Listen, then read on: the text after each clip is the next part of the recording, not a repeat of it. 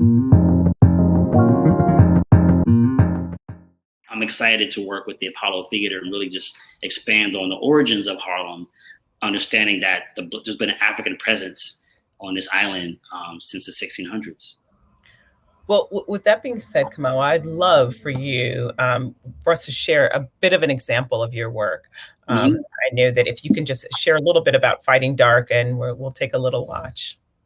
Indeed. Well, they say, necessity, creates a lot of inventions. And part of what happened last year is I was unable to give walks. And so being unable to give walks, I had to basically find other ways to do it. And I think the Shed, to their credit, were like, hey, let's find a way to take your walking tour and put it online. And that's where I was able to create Fighting Dark with other collaborators. And so what you're going to see right now is some of the violence that really leads Black people to moving up Manhattan into what is now, the mecca of Black culture. Great, great. By 1860, New York City was mostly controlled by the Democratic Party that did not want to see Black people free from slavery. There were strong financial ties to the cotton industry in the South, and the working class whites were told that free Blacks would take away their jobs, fueling racial animosity. We took a moment and looked at the fountain in City Hall Park made by Jeffrey Raymond, who was born 1825. We stopped and we pondered about the long-lasting effects of having a major public work like Erie Canal, or even the creation of the aqueduct that preceded the abolition of slavery in New York State in 1827.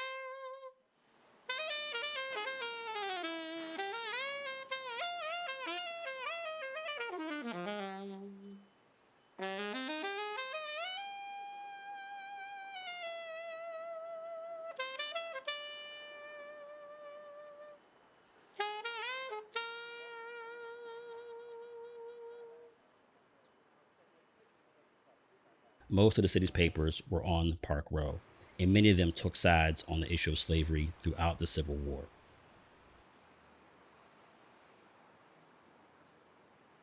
People like Horace Greeley, publisher of the New York Tribune, was a Republican paper that pushed for the end of slavery.